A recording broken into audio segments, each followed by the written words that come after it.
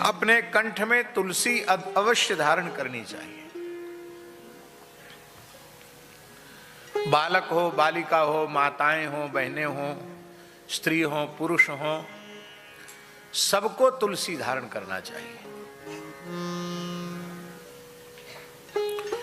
तुलसी की बहुत बड़ी महिमा है।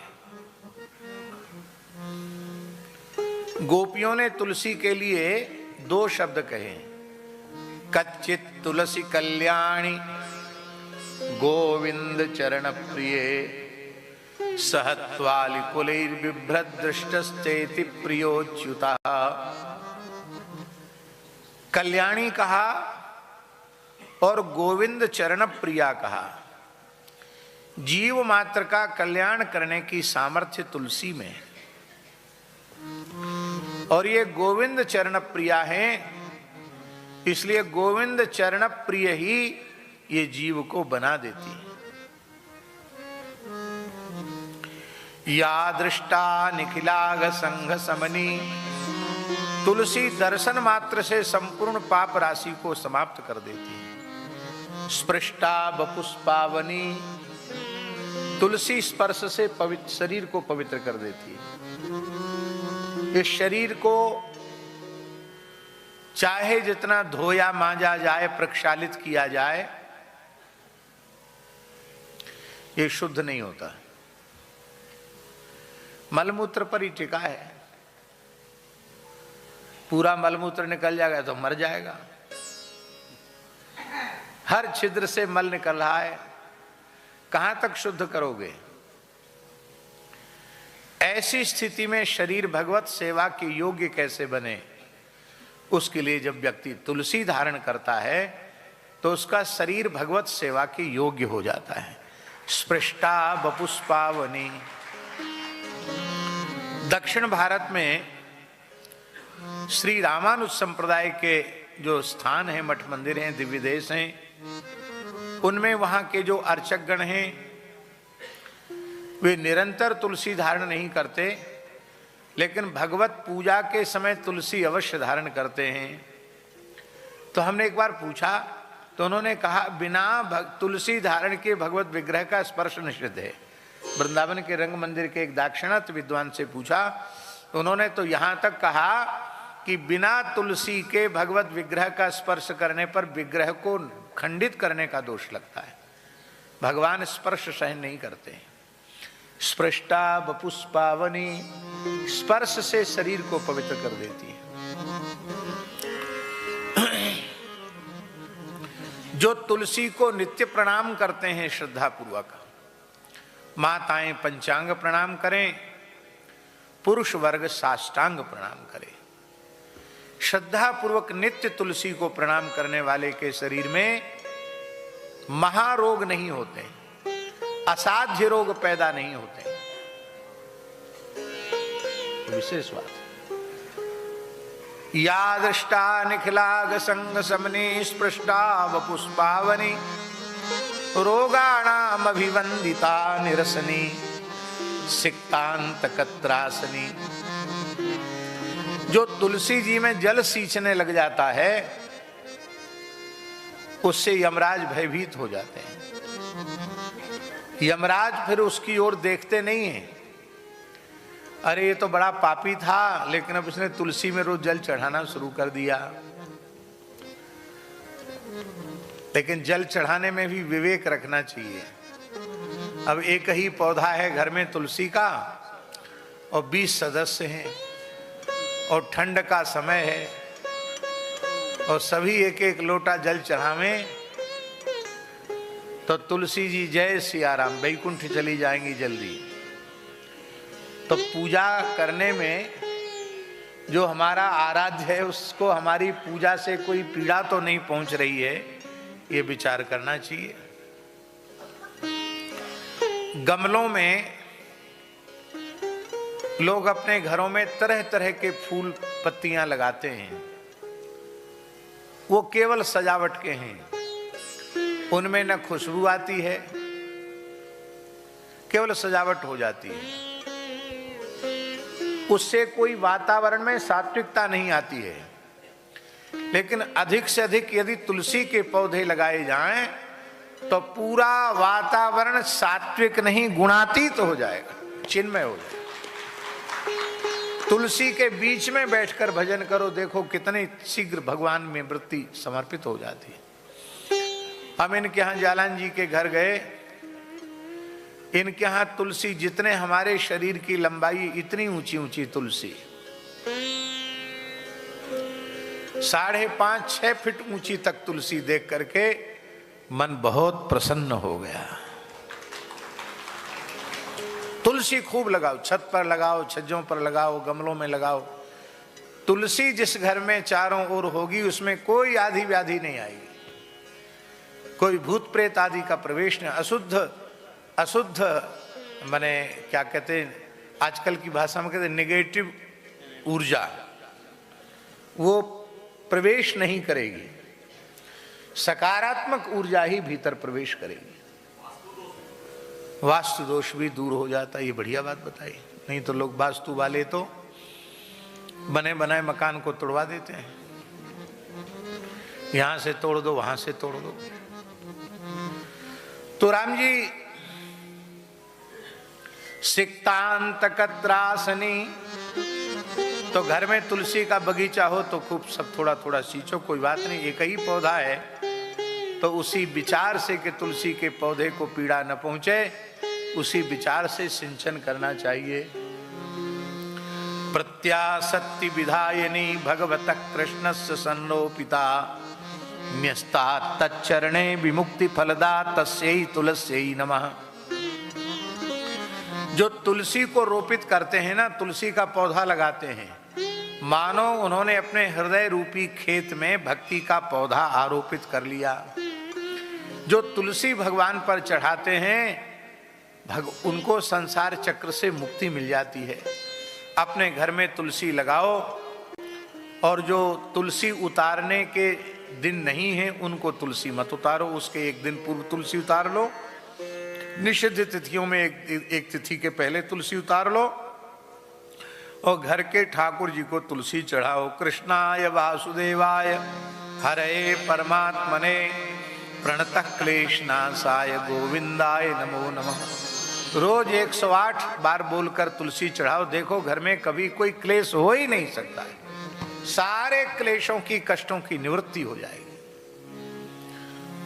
ऐसी तुलसी जी को प्रणाम है, तुलसी की बड़ी महिमा है।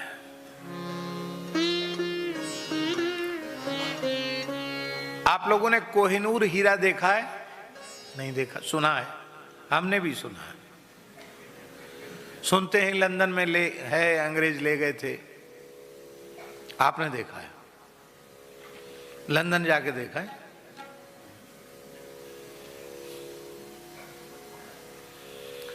कोहिनूर का बाप भी गले में लटका लोगे, 1.25 किलो कोहिनूर मिल जाए, 1.25 किलो का, और गले में लटका लो तो भी तुम्हारा कल्याण नहीं होगा।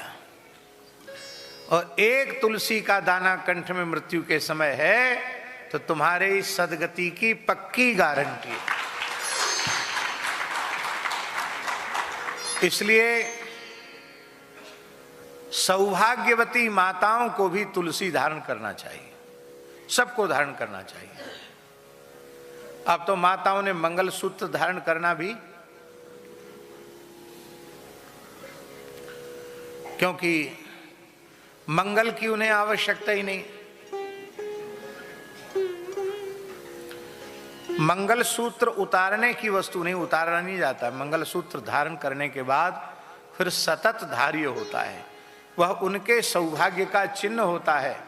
और माताएं प्रार्थना करती हैं कि हम मंगलसूत्र धारण करके ही अपने देह का त्याग करें, हमें मंगलसूत्र उतारना न पड़े। ये नारी का सौभाग्य है। इसलिए मंगलसूत्र जैसे सौभाग्यवती माताओं को धारण करना चाहिए, ऐसे ही तुलसी सतत धारण करनी चाहिए। मान लो ऐसा लगता है कि लोग मर्यादा में तुलसी कंठी पहनेंगे, वैसे को कोई क्या कहेगा, आजकल सब अपने मनमाने चल रहे हैं, कौन किसको टोक रहा है, रोक रहा है। मान लो कथनचित हो कि भाई घर में लोग परेशान करते हैं, अरे तुमने तुलसी क्यों पहन लिया? तो आप सोने में उसको मंडित करा के पहन लो। चलो लोग टोका टोकी से बचने के लिए उसको आभूषण के रूप में धारण कर लो, लेकिन तुलसी अवश्य धारण करो। मनुष्य मात्र को तुलसी धारण करनी चाहिए। बस तुलसी की मर्यादा इतनी ही है, तुलसी खाने वाले को अशुद्ध वस्तु खाना पीना नहीं चाहिए। ये तो बहुत अच्छी बात है। हम तुलसी धारण करने से अशुद्ध खाने पीने की वस्तु से बच जाएं तो इससे कितनी अच्छी बात है।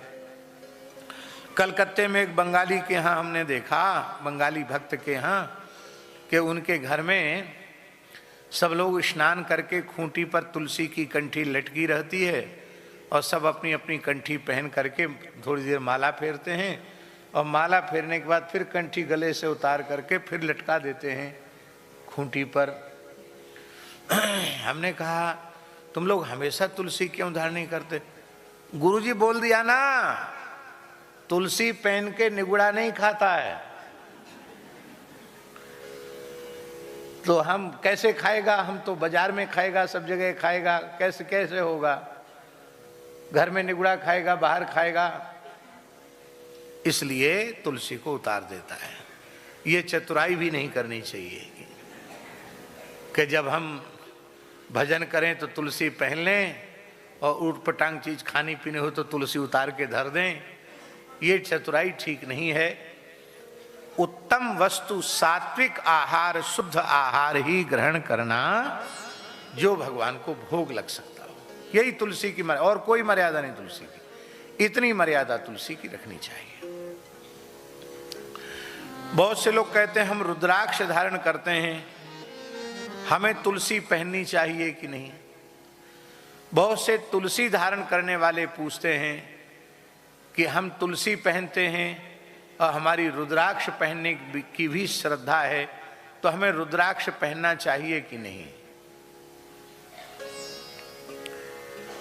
देखो, सांप्रदायिक कट्टरता की बात तो अपने स्थान पर है, उससे हमारा कोई लेना देना नहीं है, पर शास्त्रीय सिद्धांत की बात हम बतावें तो तुलसी रुद्राक्ष दोनों ही धार्य हैं।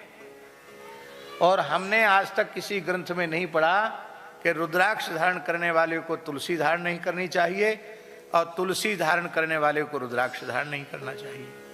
कहीं हमने नहीं पढ़ा। हाँ, ये जरूर पढ़ा। क्या पढ़ा? पद्म पुराण का श्लोक, ये कंठ लग्न तुलसी, ये कंठ लग्न तुलसी, नलिनाक्ष माला, ये वही ललाट पटले, लसदूर्ध्व पुंड्रा, ये बाहुल परिचिन्हित शंख चक्रास्ते वैष्णवा भुवन मासु पवित्रयन्ति।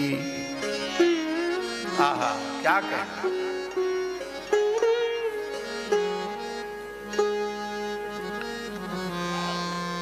जिनके गले में कंठ लग्न तुलसी की माला है, कंठ लग्न इसलिए झाजी कहा गया कि बड़ी माला मलमूत्र त्याग के समय उतार दी जाएगी।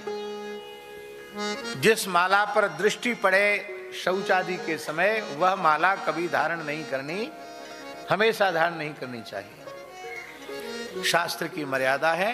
और कंठ लग्न तुलसी होगी तो फिर वो सतत धारी है, उसको फिर निकालना नहीं है। ये कंठ लग्न तुलसी नलिनाक्ष माला।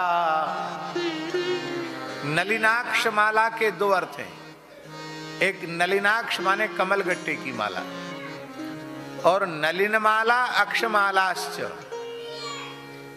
तो नलिन माने कमल और अक्ष माने रुद्राक्ष। तो अक्ष से कमलाक्ष रुद्राक्ष दोनों का ग्रहण होता है? ये वही ललाट पटले लशदूर्ध पुंड्रा, जिनके ललाट पटल पर ऊर्ध्व पुंड्र है, और जिनके बाहुमूल में शंख चक्र धनुर्वाण आदि की मुद्राएं हैं, वे वैष्णव अपने को ही पवित्र नहीं करते हैं। ते वैष्णवा भुवन मासु पवित्रयंती, पूरे भुवन कोश ब्रह्मांड को पवित्र कर देते हैं। ठाकुर श्री विजय कृष्ण गोस्वामी जी महाराज, जटिया बाबा महाराज श्री अद्वैत प्रभु की परंपरा में प्रकट हुए थे। गौड़ी परंपरा में वे दीक्षित थे और वे तुलसी माला तो पहनते ही थे जटिया बाबा, रुद्राक्ष माला भी पहनते थे, कमल गट्टे की माला भी पहनते थे। आपने छवि देखी होगी जटिया बाबा की, बड़ा दिव्य स्वरूप था, महान सिद्ध पुरुष थे, जीवन मुक्त भगवत प्राप्त भगवत स्वरूप महापुरुष थे। लोगों ने तो उनका सचल जगन्नाथ के रूप में अनुभव किया। अद्भुत महापुरुष थे। तो वो धारण करते थे तुलसी, रुद्राक्ष, कमलाक्ष, काषाय वस्त्र धारण करते थे। तो वो जमाना था, 100-150 साल पुरानी बात होगी। उस समय कुंभ में उनके ऊपर बड़ा आक्षेप उठा, ये गलत करते हैं, मनमाना करते हैं। तो साधुओं की पंचायत में उनको बुलाया गया, तो उन्होंने यही श्लोक बोला जो आज हमने बोला है। बोले आप लोग पंडित लोग हो, अर्थ करो इसका। किस ग्रंथ में निषेध लिखा है? कोई उत्तर नहीं दे पाया। इसलिए हम इसलिए निवेदन कर रहे हैं कि रुद्राक्ष धारण करने वाले भी तुलसी धारण करें तो निषेध नहीं है, तुलसी धारण करने वाले रुद्राक्ष धारण करें तो निषेध नहीं है। पूज्यपात स्वामी श्री करपात्री जी महाराज तुलसी भी धारण करते थे, रुद्राक्ष भी धारण करते थे, हमेशा तुलसी धारण किया, जीवन पर्यंत उन्होंने तुलसी धारण किया। कहते थे तुलसी की महिमा है, शास्त्रों में धारण किया उन्होंने। 12 सालग्राम जी की सेवा करते थे, नित्य शास्त्रार्चन तुलसी से करते थे। प्रत्येक एकादशी करपात्री जी महाराज निर्जल करते थे। बोलो भक्तवत्सल भगवान की जय। तो ये है, तुलसी के संबंध में लिखा है, स्नान के समय तुलसी का एक दाना भी कंठ में है और व्यक्ति स्नान करता है तो तुलसी का स्पर्श करके जल जब शरीर पर पड़ता है तो धरती के समस्त तीर्थों में स्नान का पुण्य प्राप्त हो जाता है। स्नान काले तु यस्यांगे दृश्यते तुलसी शुभा, सर्व तीर्थेषु स्नातम भवति तेन न संशय। संपूर्ण तीर्थों में स्नान हो जाता है। तुलसी धारण करने वाला भगवत प्रसाद पाने के लिए बैठता है, भोजन करने बैठता है तो लिखा है, सिखते सिखते तु लभते बाजमेधि फलम मुने। एक एक अन्न के कण पर उसको अश्वमेध यज्ञ का पुण्य प्राप्त होता है। कितनी महिमा है तुलसी की।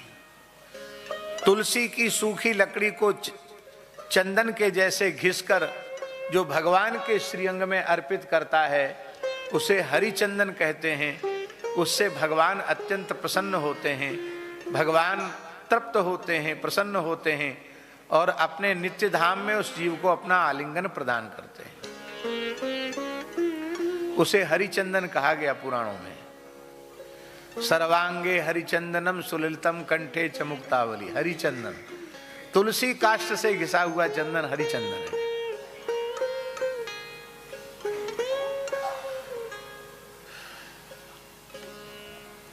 तुलसी की सूखी लकड़ी को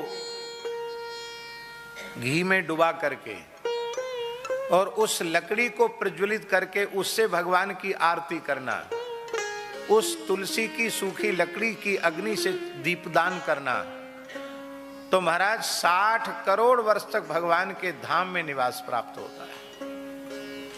तुलसी की सूखी लकड़ी को घी में डुबा लो, थोड़ा कपूर लगा लो, उसी हम अपने ठाकुर जी की आरती पूजा सब उसी से करते हैं।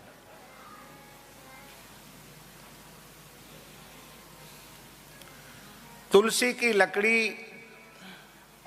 अधिक मात्रा में सूखी लकड़ी उपलब्ध हो जाए और अत्यंत पवित्रता से भारतीय देसी गाय के दूध के सुंदर रसोई